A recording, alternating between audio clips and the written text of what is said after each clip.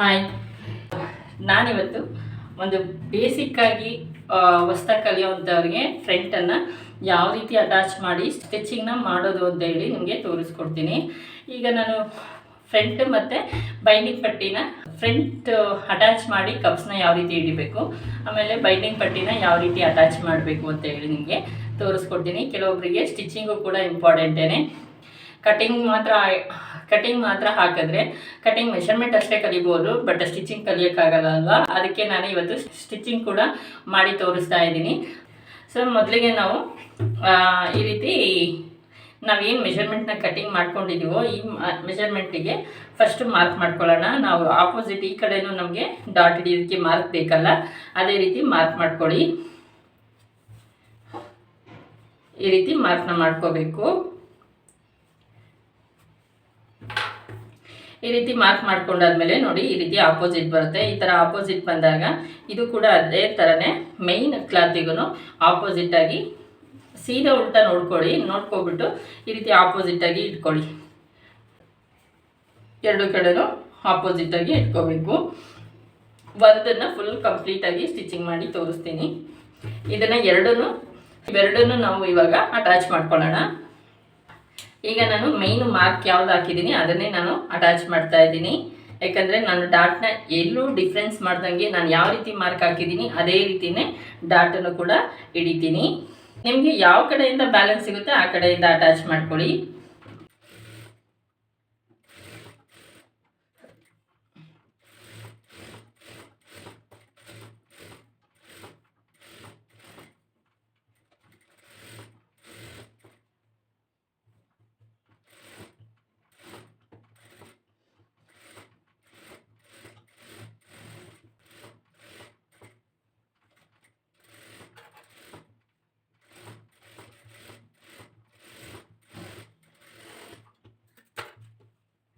ಈ ರೀತಿ ಕರೆಕ್ಟಾಗಿ ಸೆಂಟ್ರಿಗೆ ಇಟ್ಕೊಂಡು ಅಟ್ಯಾಚ್ ಮಾಡ್ಕೊಳ್ಳಿ.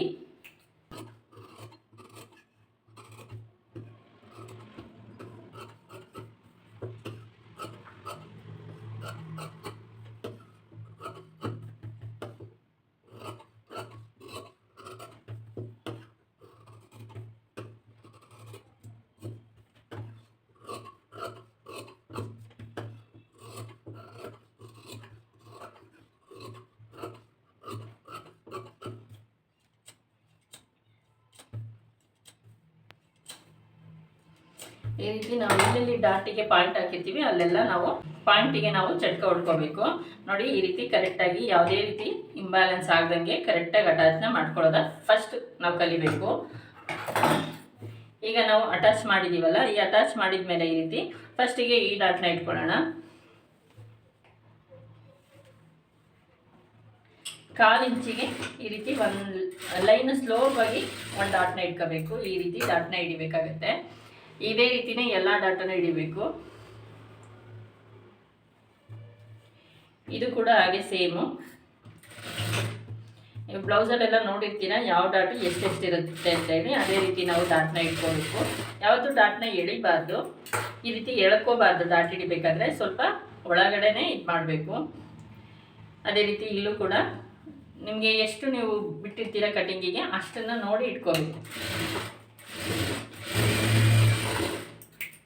ಈಗ ನಾವು ಸೈಡ್ ಡಾಟು, ಇದು ಮೇನ್ ಡಾಟ್ ಅಲ್ವಾ, ಈ ಡಾಟನ್ನು ನಾವು ಕರೆಕ್ಟಾಗಿ ನಮಗೆ ಚಟ್ಕ ಮತ್ತು ಇಲ್ಲಿ ನಮಗೆ ಮಾರ್ಕ್ ಏನಿದೆ ಆ ಮಾರ್ಕಿಗೂ ಕರೆಕ್ಟಾಗಿ ಕೂರೋ ರೀತಿ ನಾವು ಡಾಟ್ನ ಹಿಡಿಬೇಕು. ಇದಕ್ಕೆ ಸಾಧ್ಯವಾದರೆ 2 ಹೊಲಿಗೆ ಹಾಕೊಳ್ಳಿ, ಬೇರೆ ಎಲ್ಲವಕ್ಕೂ 1 ಹೊಲಿಗೆ ಹಾಕಿದ್ರೆ ಸಾಕಾಗುತ್ತೆ.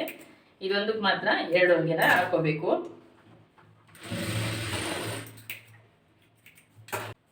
ನೋಡಿ ಈ ಥರ ನಿಮಗೆ ಬ್ಲೌಸು ಡಾಟಿನ ಪಾಯಿಂಟ್ಗಳು ಈ ಥರ ಬರಬೇಕು. ಅದಾದಮೇಲೆ ನಾನು ಬೈಂಡಿಂಗ್ ಪಟ್ಟಿನೂ ಅಷ್ಟೇ ಉಲ್ಟಾ ಸೀದಾ ನೋಡಿಕೊಂಡು 2 ಆಪೋಸಿಟ್ ಬರೋ ರೀತಿ ನೋಡಿ. ಇದು ನಾನು ಒಂದೇ ಪೀಸ್ ಬರಲಿ 2 ಪೀಸ್ ಬರಲಿ 2 ಸೇಮ್ ಬರಬೇಕು. ನೀವು ಯಾವಾಗಲೂ ಇದನ್ನು ಹೇಗೆ ಉಲ್ಟಾ ಇಟ್ಕೋತೀರಾ ಅದೇ ಥರನೇ ಇದು ಕೂಡ ಹಿಂಗೆ ಇಟ್ಕೋಬೇಕು. ಆವಾಗ ನಿಮಗೆ ಬೈಂಡಿಂಗ್ ಪಟ್ಟಿಗಳು ಮಿಸ್ ಆಗಲ್ಲ. ತುಂಬ ಕನ್ಫ್ಯೂಸ್ ಇರುತ್ತೆ ಹೊಸೊಬ್ರಿಗೆ ಕಲಿಬೇಕಾದ್ರೆ ಬೈಂಡಿಂಗ್ ಪಟ್ಟಿನ ಸ್ಟಿಚಿಂಗ್ ಮಾಡೋದು ಹೇಗೆ ಅಂತ ಹೇಳಿ. ಯಾಕಂದರೆ ನಮಗೂ ಅದೇ ಅನುಭವ ಆಗಿರೋದು. ಸೊ ಅದಕ್ಕೆ ನಾವು ಮೊದಲೇ ನಾನು ಹೇಳ್ಕೊಡ್ತಾ ಇರೋದು ಎರಡು ಆಪೋಸಿಟು, ಈ ರೀತಿ ಆಪೋಸಿಟಲ್ಲಿ ಇದ್ದಾಗ ನಿಮಗೆ ಬೈಂಡಿಂಗ್ ಪಟ್ಟಿಗಳು ಯಾವುದೇ ರೀತಿ ಕನ್ಫ್ಯೂಸ್ ಆಗಲ್ಲ. ಈ ರೀತಿ ಇಟ್ಟು ಹೊಲಿಯೋದನ್ನ ಅಭ್ಯಾಸ ಮಾಡ್ಕೊಳ್ಳಿ. ಈಗ ನಾನು ಇದನ್ನು ಪೂರ್ತಿಯಾಗಿ ಅಟ್ಯಾಚ್ ಮಾಡ್ಕೊತಾ ಇದ್ದೀನಿ.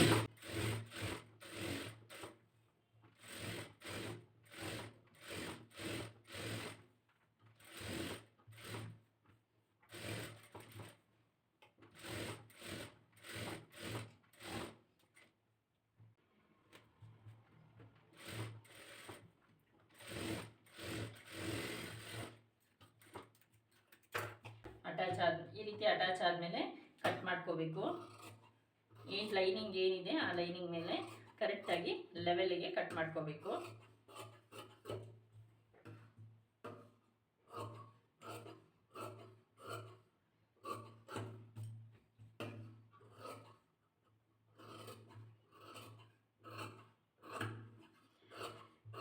ಬೈಂಡಿಂಗ್ ಪಟ್ಟಿ ಎಷ್ಟು ಇಂಚ್ ಕಟ್ ಮಾಡ್ಕೋಬೇಕು, ಯಾವ ಲೆವೆಲಲ್ಲಿ ಕಟ್ ಮಾಡ್ಕೋಬೇಕು ಅಂತ ಇದೇ ಬ್ಲೌಸ್ ಕಟಿಂಗ್ ವಿಡಿಯೋದಲ್ಲಿ ನಾನು ಡೀಟೇಲಾಗಿ ಹೇಳಿದ್ದೀನಿ.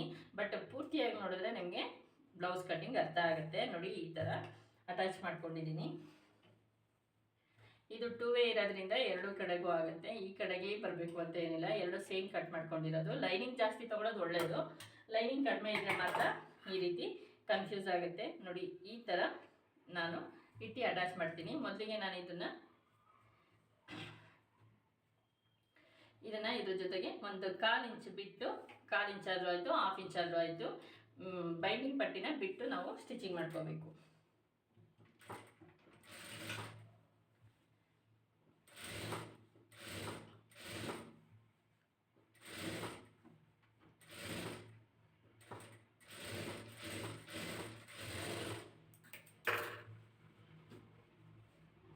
ನಮಗೇನಾದರೂ ಈ ಒಳಗಡೆ ಹೋಗ್ದಂಗೆ ಕರೆಕ್ಟಾಗಿ ಲೆವೆಲಿಗೆ ಬರಬೇಕು ಅಂದರೆ 1/2 ಇಂಚ್ ಇಟ್ಟು ನಾವು ಸ್ಟಿಚ್ ಮಾಡ್ಕೊಳ್ಳೋದ್ರಿಂದ ನೋಡಿ ನಮಗೆ ಕರೆಕ್ಟಾಗಿ ಲೆವೆಲ್ ಬರುತ್ತೆ. ಈಗ ನಾವು ಇದಕ್ಕೆ ಇದು ನಮಗೆ ರೌಂಡ್ ಶೇಪ್ ನೀಟಾಗಿ ಕುತ್ಕೋಬೇಕು ಬೈಂಡಿಂಗ್ ಪಟ್ಟಿ ಅನ್ನೋದಾದರೆ ಈ ರೀತಿ ನೀವು ಚಟ್ಕ ಹೊಡ್ಕೊಳ್ಳಿ. ಆವಾಗ ನಮಗೆ ನೀಟಾಗಿ ಶೇಪು ಕೂರುತ್ತೆ. ನೀವು ಈ ರೀತಿಯಾಗಾದರೂ ಫೋಲ್ಡಿಂಗ್ ಮಾಡಿ ಸ್ಟಿಚಿಂಗ್ನ ಮಾಡ್ಕೋಬೋದು. ಈ ರೀತಿಯಾಗೂ ಡೋರ್ನ ಹಿಂಗೂ ಎಕ್ಸ್ಟ್ರಾ ಇಟ್ಟು ಡೋರ್ನ ಮಾಡ್ತಾರೆ. ಬಟ್ ನನ್ನ ಸ್ಟಿಚಿಂಗಲ್ಲಿ ಆಗಿಲ್ಲ. ನಾನು ಈ ರೀತಿ ಫಸ್ಟಿಗೆ ಒಂದು ಡೋರಿ ಹೊಡ್ಕೊತೀನಿ.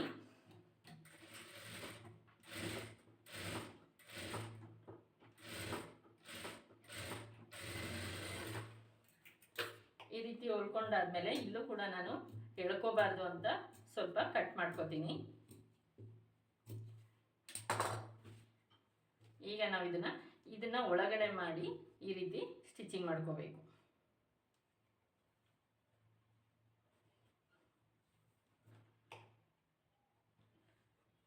ಈ ರೀತಿ ಕರೆಕ್ಟಾಗಿ ಲೆವೆಲ್ ಇಟ್ಕೊಂಡು ಸ್ಟಿಚಿಂಗ್ನ ಮಾಡ್ಕೊಳ್ಳೋಣ.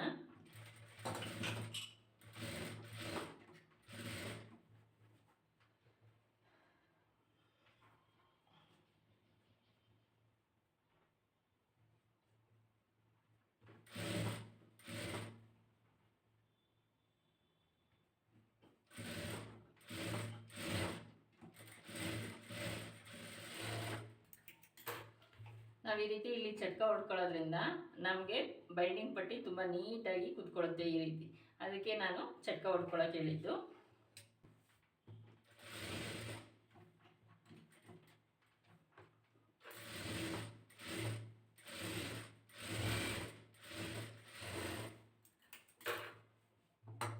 ಸೇಮ್ ಈ ಕಡೆ ಪಾರ್ಟನ್ನು ಅಟ್ಯಾಚ್ ಮಾಡ್ಕೋತೀನಿ.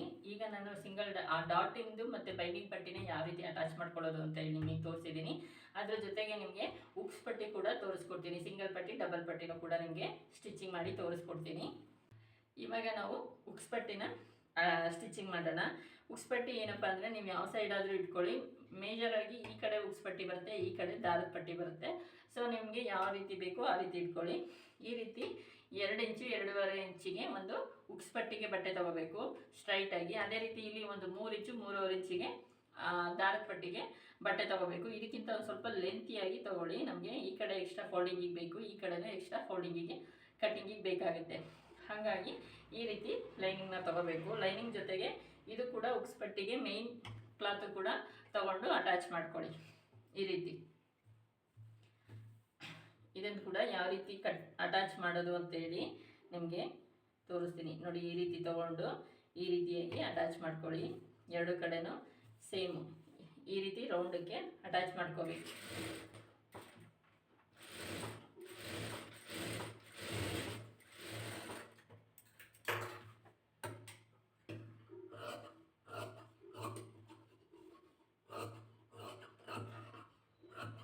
ಈ ಥರ ನೀಟಾಗಿ ಅಟ್ಯಾಚ್ನ ಮಾಡಿಕೊಂಡು ಕಟ್ ಮಾಡ್ಕೊಳ್ಳಿ. ಈ ಕಡೆಗೆ ನಾನು ದಾರದ ಪಟ್ಟಿನ ಹಾಕ್ತಾ ಇದ್ದೀನಿ. ಈ ರೀತಿ 1 ಇಂಚು ಎಕ್ಸ್ಟ್ರಾನ ಬಟ್ಟೆ ಬಿಟ್ಕೋಬೇಕು. 1/4 ಇಂಚಿಗೆ ಸ್ಟಿಚಿಂಗ್ನ ಮಾಡಿ ಪಟ್ಟಿನ ಸ್ಟಿಚಿಂಗ್ ಪಟ್ಟಿ 1/4 ಇಂಚ್ ಇರಲಿ.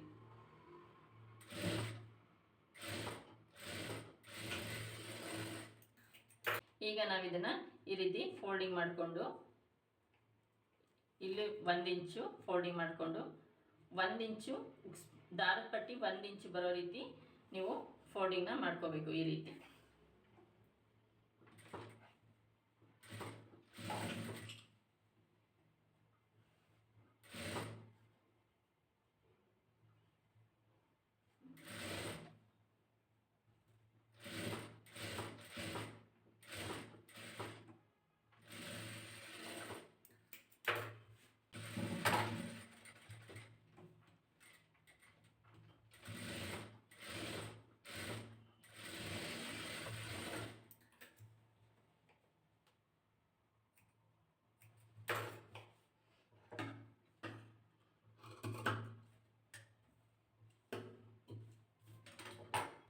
ಇವಾಗ ಅದೇ ರೀತಿ ಸಿಂಗಲ್ ಪಟ್ಟಿ ಕೂಡ ನಾವು ಈ ರೀತಿ ಬಟ್ಟೆ ತೊಗೊಂಡು ಒಂದು ಫೋಲ್ಡಿಂಗಲ್ಲಿ ಸ್ಟಿಚ್ ಮಾಡ್ಕೋಬೇಕು. ಈ ರೀತಿಯಾಗಿ ಒಂದು ಫೋಲ್ಡಿಂಗಲ್ಲಿ ಸ್ಟಿಚಿಂಗ್ ಮಾಡ್ಕೊಳ್ಳಿ. ಈ ರೀತಿ ಒಂದು ಲೆವೆಲಿಗೆ ಕಟ್ ಮಾಡ್ಕೋಬೇಕು. ಅದಾದಮೇಲೆ ಇಲ್ಲೂ ಅಷ್ಟೇ 1 ಇಂಚು ಕೆಳಗಡೆ ಬಟ್ಟೆ ಬಿಡಬೇಕು.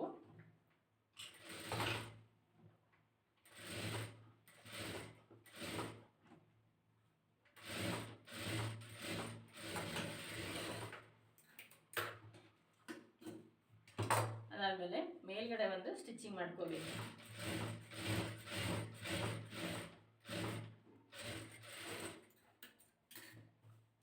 ಇವಾಗ ನಾವು ಇದನ್ನು ಈ ರೀತಿ ಕರೆಕ್ಟಾಗಿ ನೋಡಿ 1/4 ಇಂಚಿಗೆ ಸ್ಟಿಚಿಂಗ್ ಆಗಿದೆ. ಈ ರೀತಿ ಫೋಲ್ಡಿಂಗ್ ನೀಟಾಗಿ ಫೋಲ್ಡಿಂಗ್ ಮಾಡಿಕೊಂಡು ಈ ರೀತಿ ಫೋಲ್ಡಿಂಗಲ್ಲಿ ಒಂದು ಹೊಲಿಗೆನ ಹಾಕೋಬೇಕು.